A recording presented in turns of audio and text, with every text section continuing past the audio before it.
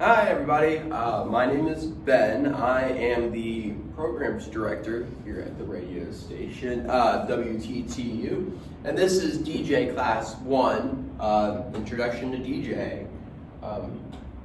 Welcome to WTTU. I'm hoping that this video, that it mirrors, and then this actually you can see how it actually is supposed to look. If anything, I'll go and video edit it, flip it the image anyway. Welcome to WTTU, 88.5 FM, The Nest, Cookville's only alternative station run by students for students. That's the little copy spiel that we say at the top of every hour, but student radio station. And just to give you a little bit of information about everybody here, I am Ben Sexton. I'm the programs director here at the station. I've been the programs director this year. Before that, I was the news and sports director for a year, and the semester before that, I was just a regular old DJ. Other people you'll meet around the station, you'll see Irene Sullivan. She's the public affairs director. Austin Dunstan, he is currently the news and sports director. We have Bailey Shemke. I can never figure out how to pronounce his last name. He's the music director. We have Dr. Russell Witcher. He's our faculty advisor. And Miss Eva Dingwall, who is the boss. She's the communications department assistant. She will be your main contact if you need any help with the station. Currently, we are going to be, I'm graduating this semester. Austin's graduating this semester. Bailey is going to graduate this semester after that. So we are currently looking for new programs director, news and sports director, and potentially a new music director. And depending on where Irene goes, if she wants to move up, we could be looking for a new public affairs director. So there's a lot of opportunities here at the Tennessee Tech student radio station. Usually, or how I did last semester, is we go around the room and see who everybody is. Unfortunately, nobody was in class today, so we won't be doing that. Type it in the comments down below.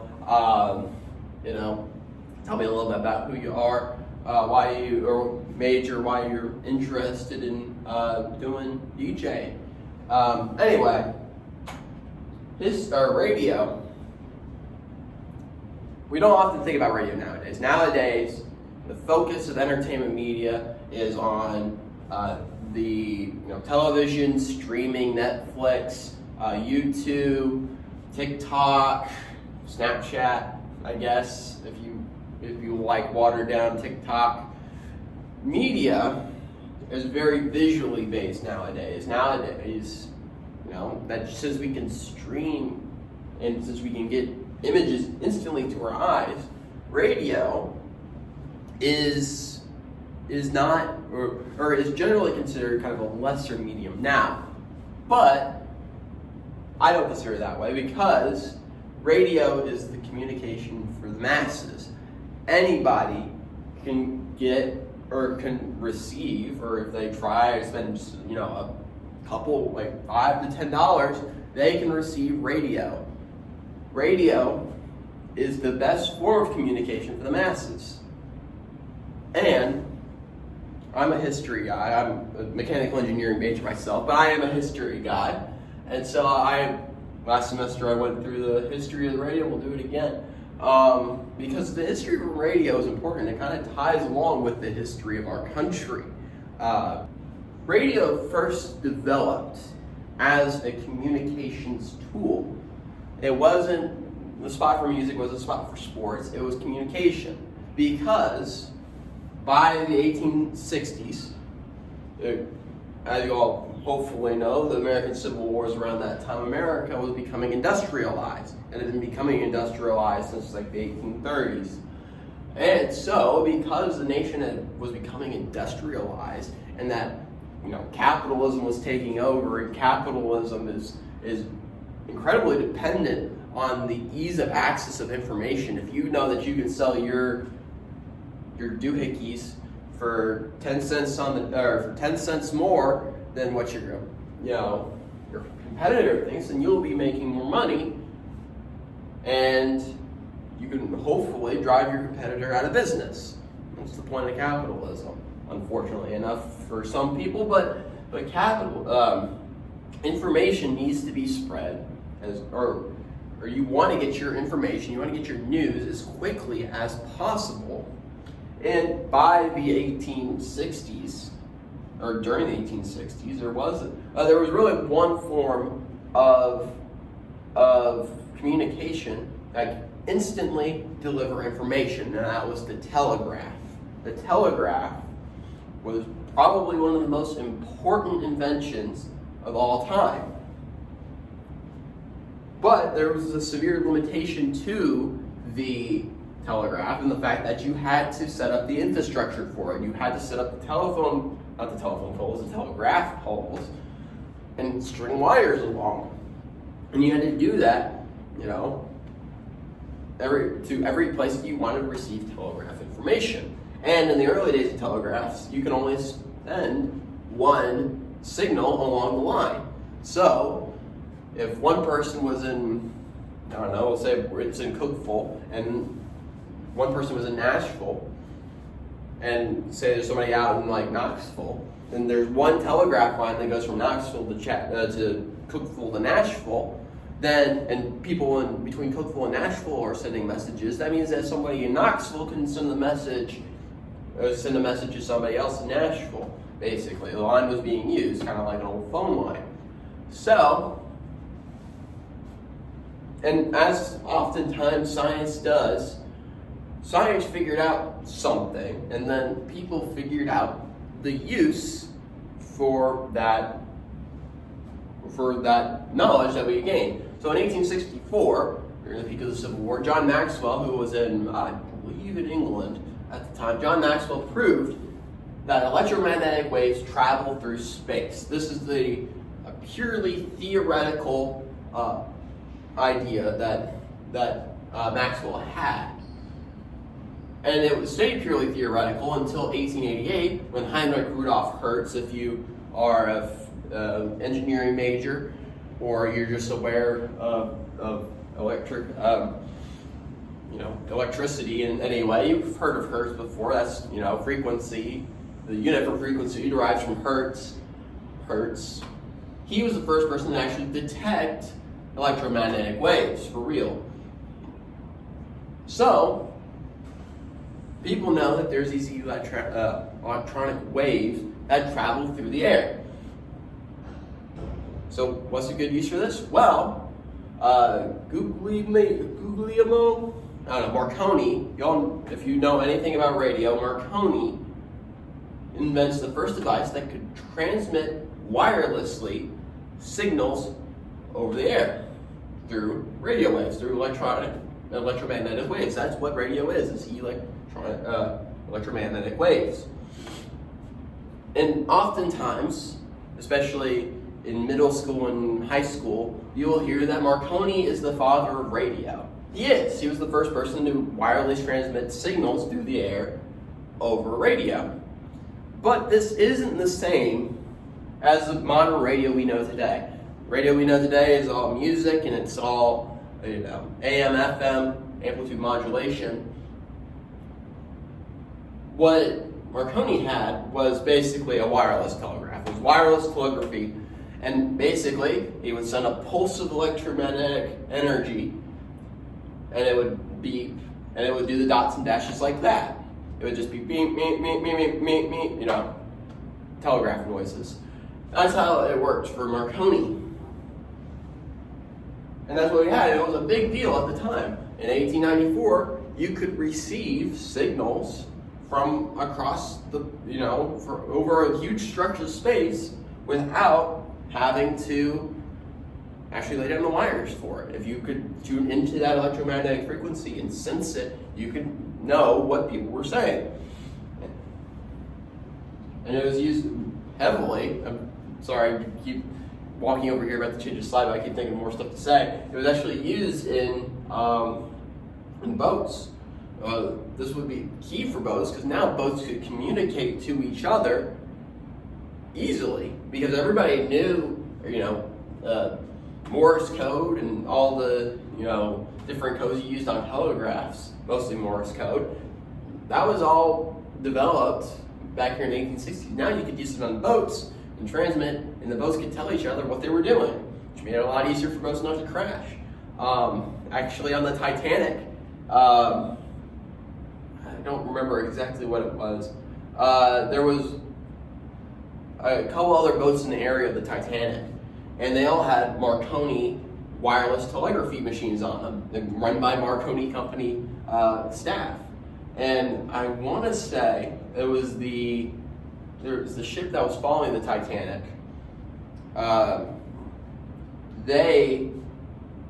Somebody, maybe it was the Titanic themselves, was making really loud noises over the telegraph because the volume basically was determined by how close they were to how close the signal was to the receiver.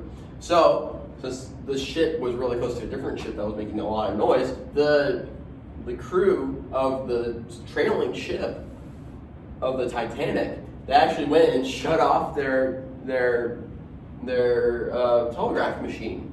So when the Titanic hit the iceberg and started sending out distress signals, the Marconi guy, had gone to bed, and he turned it off because he was annoyed with all the loud signals. He literally was like, they were deafening him, so he went to bed. And that's part of the reason why, or that's an additional reason that James Cameron doesn't touch on the Titanic movie that kind of led to a lot more tragedy. Because the wireless, and eventually after the Titanic, they made it mandatory that there had to be somebody at the telegraph machine the whole time, in case of situations like the Titanic, where the guy went off, he turned off the signal and the Titanic starts buzzing SOS signals and nobody was there to listen.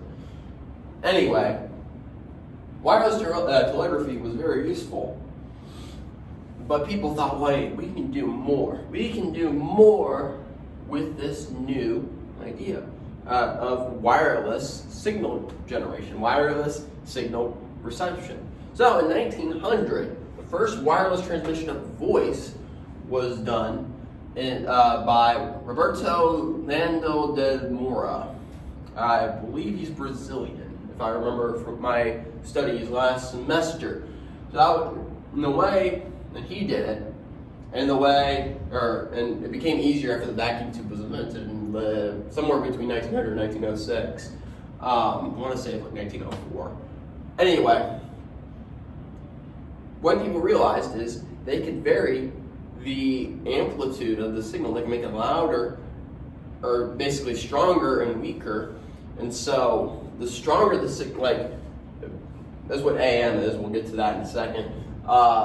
So if you have a strong signal, it makes the wave point wide, and then weaker signal makes it smaller. And if you determine the amplitude of that, it creates a sound wave, a wave, which can be interpreted as a sound wave, translated into a sound wave, and that's how we get AM, amplitude modulation. So, on Christmas Eve 1906, this is what I would consider the first proper radio program in Ocean Bluff, Brant Rock, Massachusetts. Christmas Eve 1906. So ships at sea who had their wireless telegraphy devices and other stuff, they could hear a broadcast that included Fresiden. I don't know who Fresiden is. Basically playing "Oh Holy Night," the Christmas Carol on it, on the violin, and reading a passage from the Bible, probably the passage in Luke about the birth of Jesus, I would assume. So that is the first proper radio program. And between 1906 and 1920, experimental stations start coming out. People start trying to, now that we know how to transmit voice, which can easily be used to transmit music, what do we do with this? And so people created experimental stations, and eventually radio stations take off. On August 31st, 1920, the first news broadcast was held, and that was on WWJ in Detroit, which is actually still on the air today. So, by this point, by the 1920s, radio becomes a thing. Everybody starts, getting into radio. And radio, people start realizing the value of radio and how it can be used as a medium for storytelling, for music, for almost everything. Between 1920 and 1950, this is what I'd classify as the golden age of radio. This is before the widespread adoption of the television in 1950. I mean, television was invented in the early 20s, but nobody used it. Really, only the first adopters were starting to really pick up on it in the late 40s, like 47, 48. So, but one thing everybody did have, or more people had, was the radio. So this is where a lot of famous things, is popular institutions that are still around today, first came about. So you have the Little Orphan Annie show, who comic strip at the time was a very famous and well-beloved comic strip, and really, like, you think that sequels and spin-offs and adaptations are new now,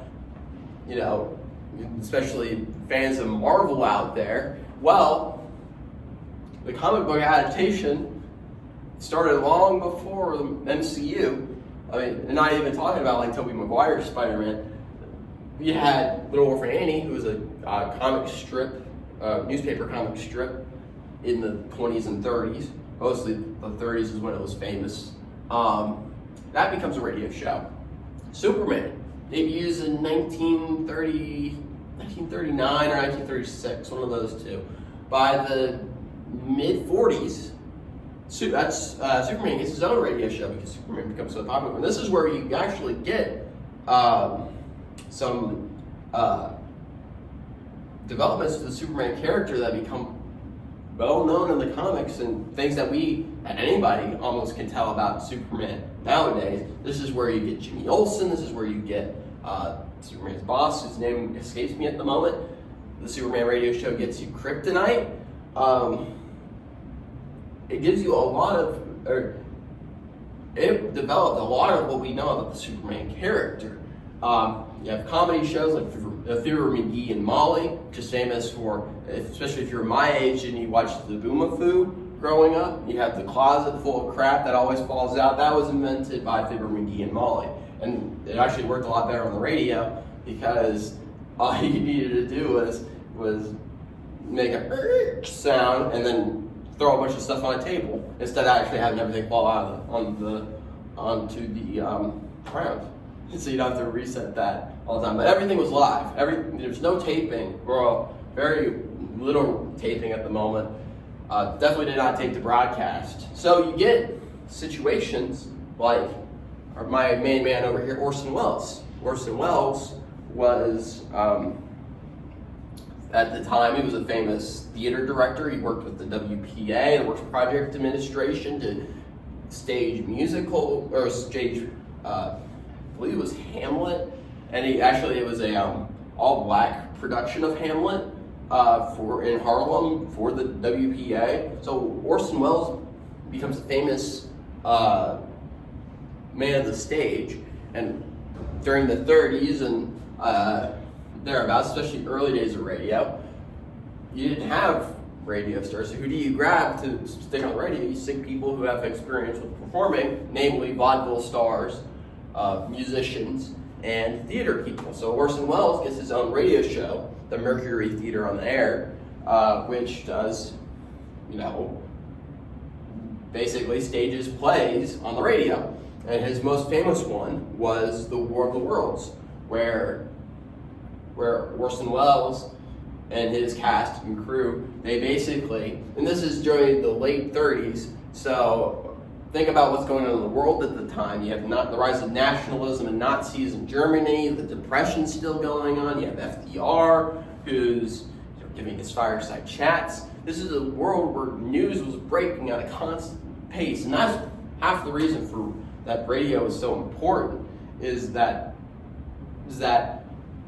people didn't have to wait for information to develop. They didn't have to wait for the whatever newspaper edition came out, because back in the time you would have like 2 or 3 editions. You have the morning and the evening and maybe a midday edition of the newspaper. You didn't have to wait those certain times for your news to come out. You obviously didn't have a telegraph in your home, so you couldn't hear the news like that over the telegraph. But you did have a radio, and the people at the radio station had a telegraph, and they could put it on the air as soon as it happened. Breaking news. You know, Hitler's invaded Czechoslovakia or whatever. So, Orson Welles takes that. This is a world where breaking news, this is where people were first starting to use the term breaking news. And so Orson Welles stages the War of the Worlds as if it were breaking news. He starts off the program, and it's actually on Spotify, the original broadcast of it. And I would encourage you to listen to it because it's very interesting. But the broadcast starts off with, well, it first starts off with Orson Welles saying this is the War of the Worlds, and then it goes into like tango music or something like that. And so if you're switching on to NBC or CBS, wherever Orson was broadcasting on CBS, it says it right there. If you're switching over to your local CBS station, right after Orson says this is the War of the Worlds, you're just hearing tango music. And the Mercury Theater of the Air, it was a pretty popular show. It wasn't like the most popular show. It was actually opposite of a more popular show. I want to say it was like Jack Benny or something. It was opposite a way more popular show that ended, or there was some lull in the action that people didn't, or they wanted to tune around and see what was going on in the other stations. So Orson is playing tango music, and all of a sudden, breaking news. Scientists have found that, puffs of smoke coming off of Mars. What's up with that? Anyway, back to music. And so and what happened to lots of people is they caught it in the middle of the broadcast where Orson, it's Orson and his production, and they're basically breaking into their own music every 5 minutes and saying, breaking news, here comes the Martians, and the Martians are attacking, and eventually the second half of it just becomes, the second half is kind of weird. The first half is actually just the breaking news, and then the second half is Orson, because in the story, it follows a survivor of the attacks, and he kind of wanders around for a bit, and eventually all the Martians die off, and that's basically what happens in the second half of the play. Really don't skip that part. Once the reporter dies in New York at the Empire State Building, turn it off after that. It's not as good. But anyway, enough about Orson Welles. It was interesting, and people, and that was what grew Orson Welles to stardom. That she made Citizen Kane, which is one of my favorite movies. You have, especially from Nashville, around this time you have the start of the Grand Ole Opry, which is, a national institution on WSM but in Nashville. And then you have names that are familiar, especially in a more television age. You have the Columbia Broadcasting System, CBS, gets founded during this time. You have NBC Blue and NBC Red. NBC obviously is NBC, and because NBC at the time was super big, and eventually they had to split up. So they split it up in blue and red. Blue, NBC, became NBC. NBC Red became ABC, the American Broadcasting Corporation, who, is now owned by Disney. So this is the golden age of radio. And this is why I kind of want us to return, I would enjoy us to return to it. Obviously, we'll never get back to this point of cultural relevance, but I believe that radio does have a place in the world today for breaking news, for music, because music, especially on television, nobody's just playing straight up music on television. You go back to MTV, they had the videos, and now MTV doesn't even play videos. So music works much better in audio-only environment. That's WSM.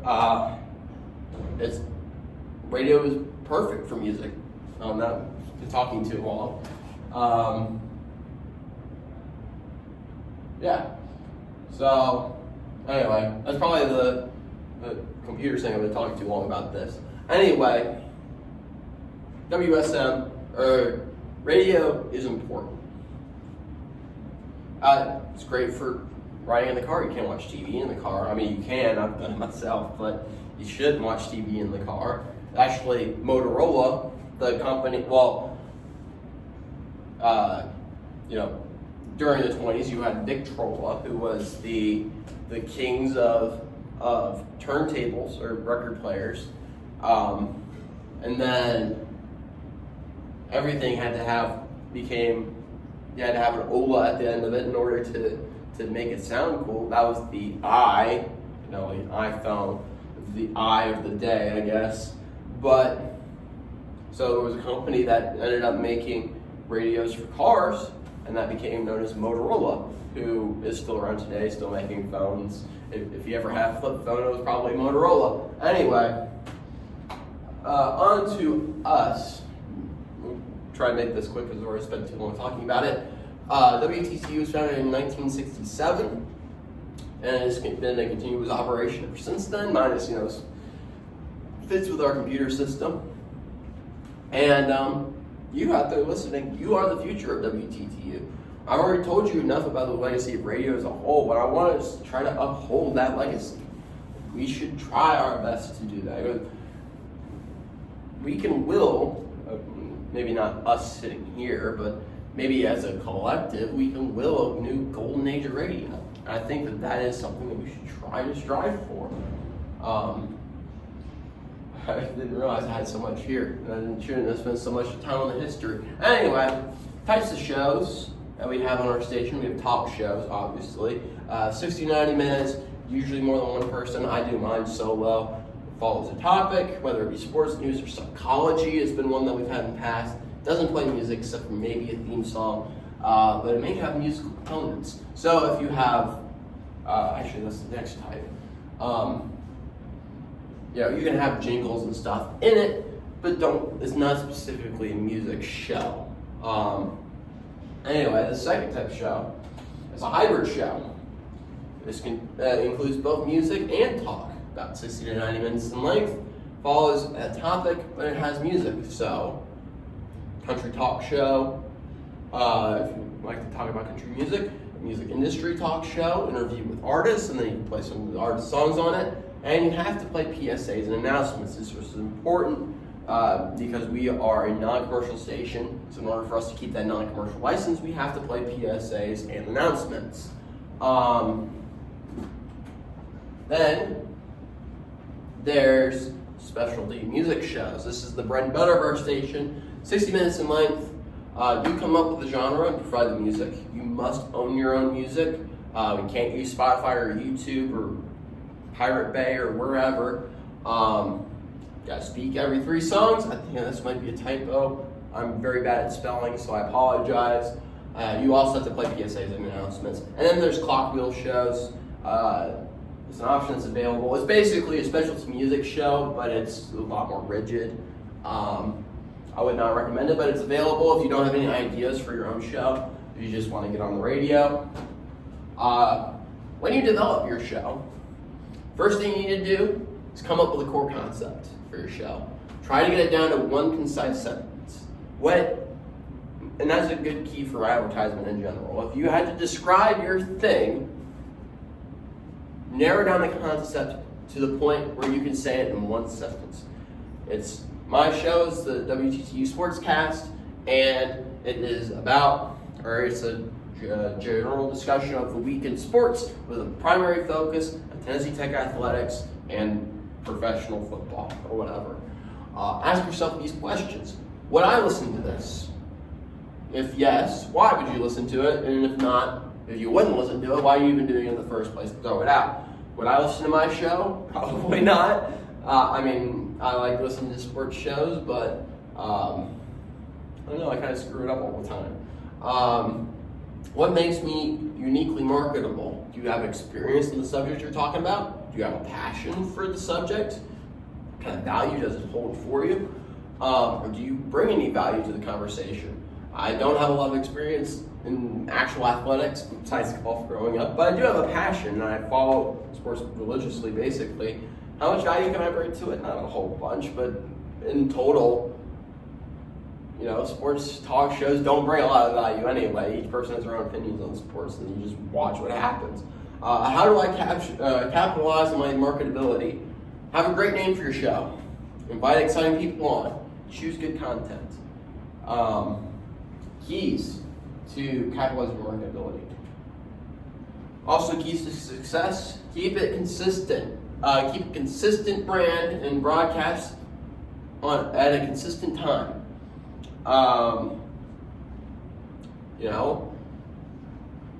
Don't go changing the name of your show every 2 weeks. Don't go changing the time of your show every 2 weeks. Keep your content consistent. Make sure the content fits the brand and is station friendly. So no swearing or vulgarity, and make sure that it makes sense for your listener base. So if you broadcast your show as a country music show, and all of a sudden you bring in rock and roll, hip hop, rap, whatever, you're alienating your base of the people who are already listening to your show, and whoever, you're not going to invite people in because people who like that stuff aren't going to come in to watch listen to the Country Western Hour, and the people who tuned in to watch or listen to the Country Western Hour ain't going to like rap and rock and roll or whatever. Or they might, but it's not what they came in specifically listening for. And finally, courtship. Advertise your show. That's a focus. There's one of the focuses we're trying to do. We didn't end up really doing well focusing on it last semester. This semester we're going to try better.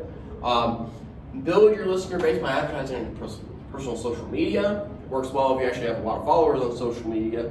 And by creating a social media account for your show. And we'll try our best to help you with this. If you have any questions, make sure to ask us. Ask Irene, PR director. Great. All right, and finally, I believe this is finally, I'm hearing voices outside.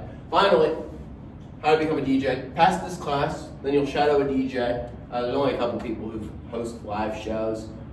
It'll probably be me if you host, or if or you want to shadow. So just let me know. I'm pretty much free most of the time.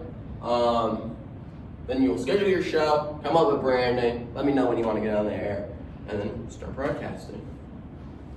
So that's it. Thank you so much for listening to me ramble on about radio history for so long. It'll be shorter next week. Anyway, bye.